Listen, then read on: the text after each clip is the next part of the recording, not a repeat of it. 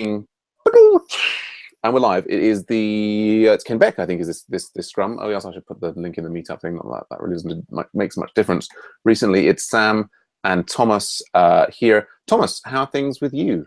Yeah, so I was away to present Agile Ventures to the Swedish Sea Rescue Society, Right, and among them some sea rescue societies from quite a few European countries. There were people from Denmark, Norway, of course, and Germany and France, etc., etc. So we spoke about open source software. I described the Agile Ventures model, and they were all excited. I got some standing ovations. That was awesome. Just basically the code for good stuff, and the thing about this dual approach, dual mission of ours with supporting charities, but also being a learning platform, etc. Right, exactly. So this dual platform it's always easier to explain a business model when there's only one mission, but we have two, so that's okay. But it makes sense, it's very easy to sell the idea of Agile Ventures because it's such a worthy cause, so people are generally, and since all of these people are professionally involved in nonprofits, because all of these organizations are nonprofits, so they rely on donations, and they totally see that. I actually spoke to them a little bit about us not having any money in the ecosystem for a long while. I told them that we do now because we see a need for that, but that was a very interesting part for me personally, that we managed to run this for so long without any cash, etc. But anyway, so there was a professional Scrum Master sitting in the audience. I sensed that there was something wrong with the guy because he was jumping up and down in his chair when I was talking about our process, or model of distributed teams, and how we had to modify the Scrum and Agile model a little bit to fit our needs, etc., etc. So that was really cool. So they were like, "Oh, how can we funnel projects to you guys?" And hopefully, who knows, that will boil down to something that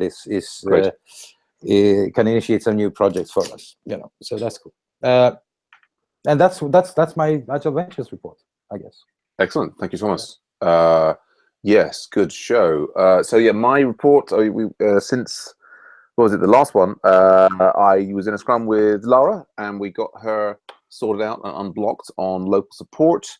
I was then doing, I guess, Agile Ventures marketing stuff, and yes, then also now and further reviews. So we've got a React app as a sort of front end, or maybe admin front end for the async voter project, and so I was reviewing that, and I kind of did it in a hangout. I thought there might be people who were going to join me. In the end, they didn't.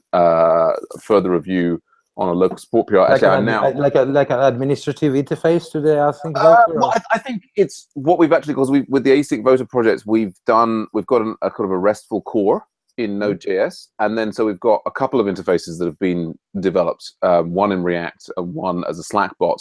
And I'm sort of partly because the way, I mean, it's sort of serendipitous accident, the way that the person has done the React thing, it actually kind of gives you admin level control. And so I'm sort of saying to him, maybe that should be the way that goes. But actually, it's entirely possible for the React app to do everything, and indeed for there to be multiple. There could be a separate React app as an admin thing and a different endpoint. And anyway, there's the RESTful kind of core gives us a lot of flexibility about having different clients, deal with that underlying system. So I was just thinking about the use case. I guess that I would think that without knowing too much about the async project, I would say that if you have a lot of async votes going on, you could probably benefit from having like one interface where somebody, you or whoever can come in and see what's up with each individual vote and stuff like that. Yes, absolutely. I think there's a strong argument for,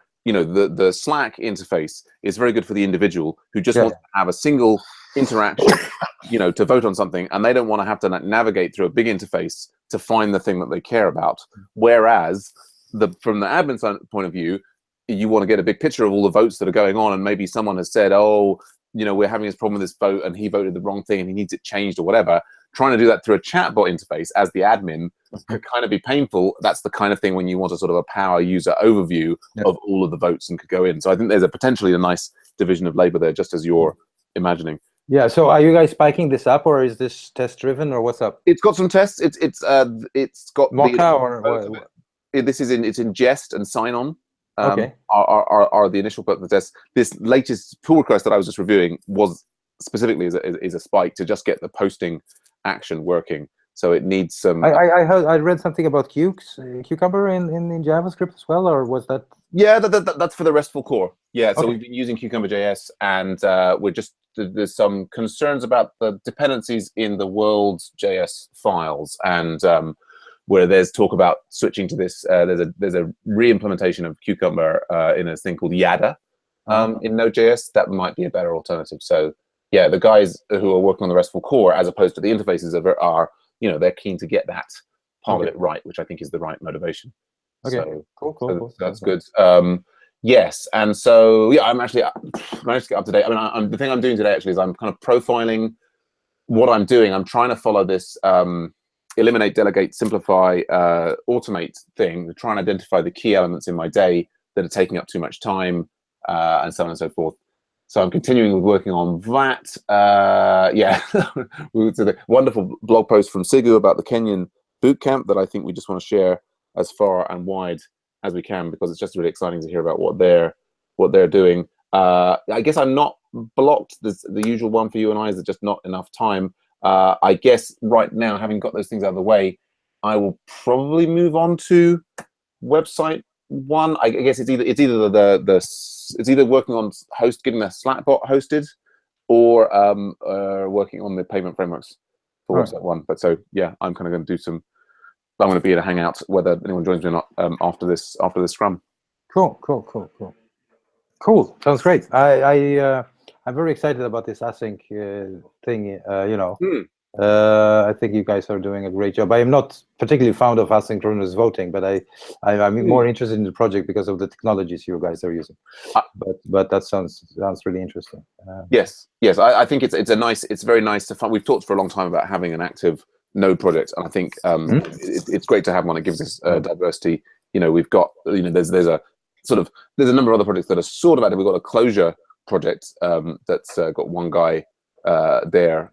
He's come on a couple of pairing sessions. He kind of comes and goes. But yes, I think in the long run we want to have a lot of projects, a lot of active projects with a diversity of platforms, so that people coming in can find whatever they need.